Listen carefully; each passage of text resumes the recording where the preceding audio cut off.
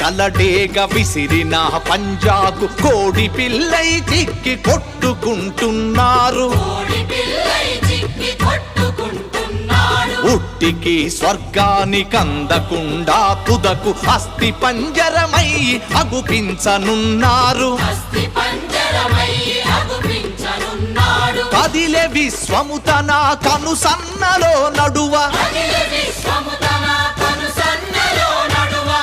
బొమ్మలెగరేసి కాల గమనములోన మాయమైపోతున్నాడమ్మా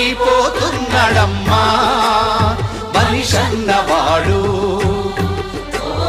మచ్చుకైనా లేడు చూడు మానవత్వం ఉన్నవాడు.